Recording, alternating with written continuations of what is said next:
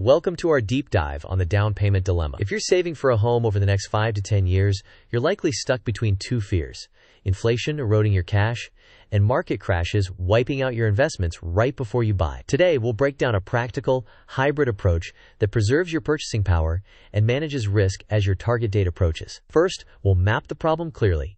Then we'll explore a strategy and its timeline, and finally we'll turn it into actionable steps. Let's begin by clarifying the savings trap many midterm savers fall into. Here's our roadmap.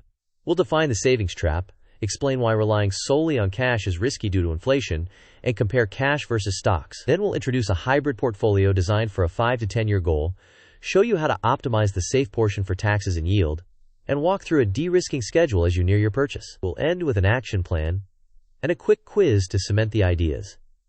Now, let's visualize the core problem. This mind map depicts the midterm savings trap.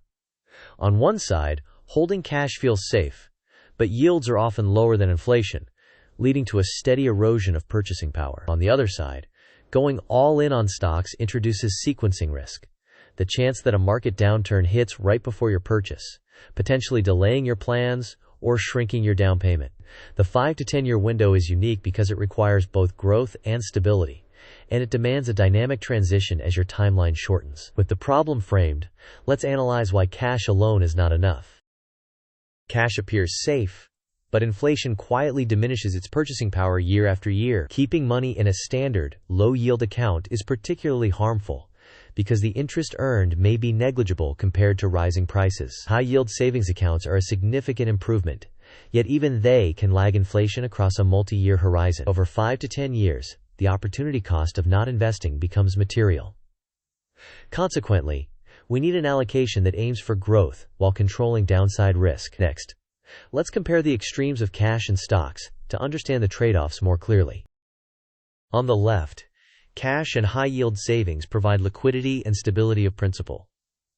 Returns are predictable but often modest, and inflation can erode the value over time. Cash is best for emergency funds and short-term needs. On the right, broad stock exposure, such as a total market or S&P 500 index, historically offers higher expected returns, but it comes with volatility and the risk of large drawdowns at the wrong time. That sequencing risk is especially problematic when your target date is close. Therefore, rather than choosing one extreme, a hybrid approach is more appropriate for a 5 to 10 year goal.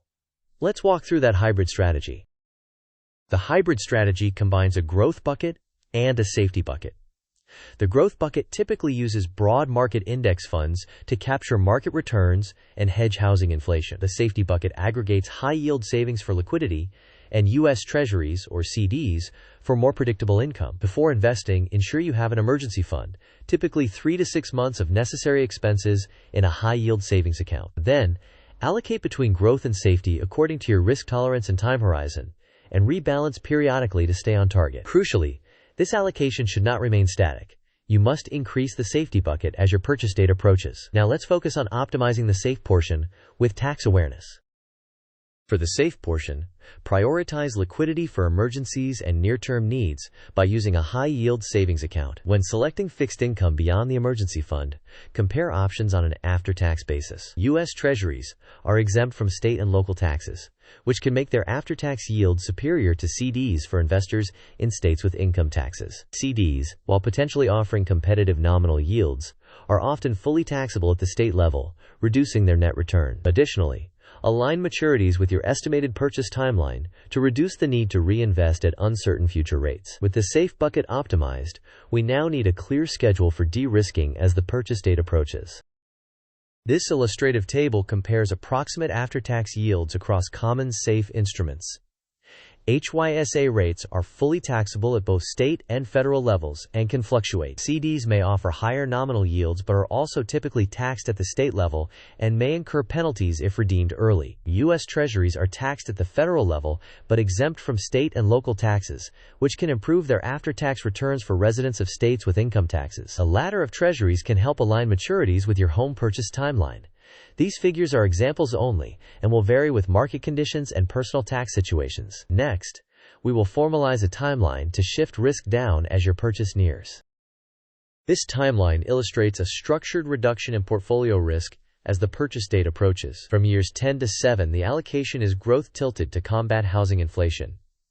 Between years 7 and 5, the portfolio shifts toward a more neutral hybrid stance. As you enter the 5 to 3 year window, accelerated de-risking reduces stock exposure confidently. From 3 to 1 year out, the majority of funds are held in safe, liquid, or short-duration fixed-income instruments, minimizing exposure to market swings. By year 0, funds should be fully liquid and ready for closing. Additionally, the diagram highlights periodic rebalancing and encourages stress testing for significant equity drawdowns. With the timeline clear, let's translate this into step-by-step actions you can take.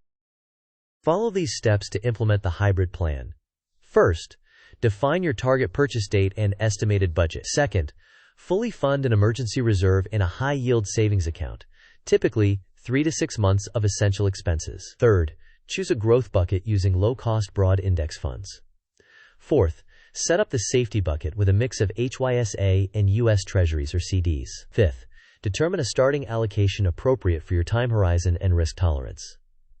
Sixth, automate contributions and review quarterly. Seventh, rebalance annually, or when allocations drift beyond predefined bands.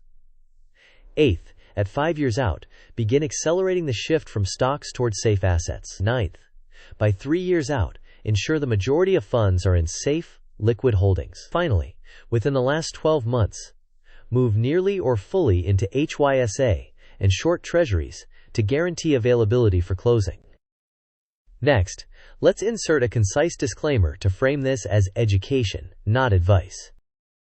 This content is for educational purposes only and does not constitute investment, legal, or tax advice. Everyone's financial situation, risk tolerance, and tax circumstances are different. Before implementing any strategy, consult with a qualified professional who can tailor recommendations to your specific needs. With that in mind, let's reinforce learning with a quick quiz.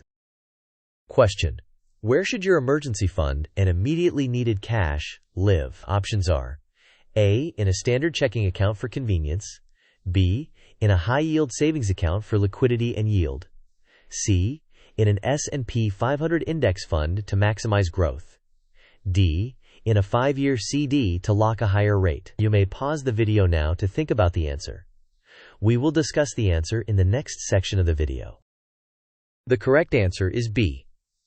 A high-yield savings account offers immediate access for emergencies while earning a competitive rate relative to standard accounts. Placing emergency funds in volatile assets introduces the risk of losses at the worst time, and locking funds in a long-term CD may create penalties or liquidity issues. Now, let's try one more question on the de-risking schedule.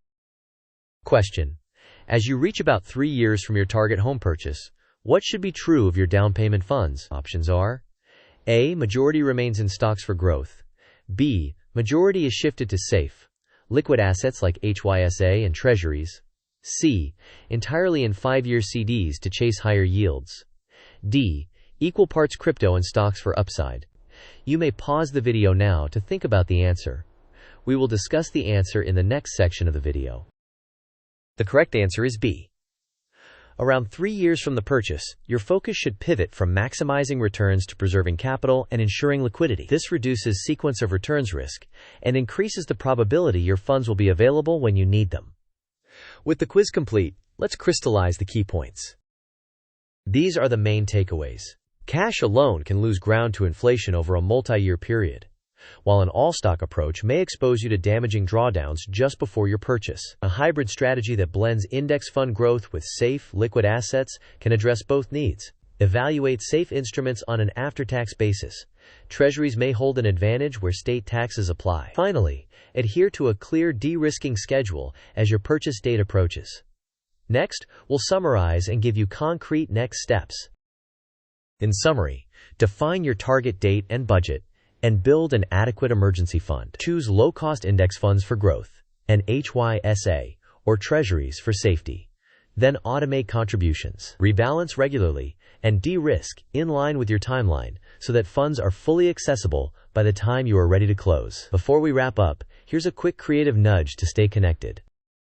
Thank you for watching. If you found this helpful, please like the video, share it with someone saving for a home, and subscribe for more practical money strategies. Tell us your timeline and your biggest hurdle in the comments so we can create content that helps you move forward. See you next time.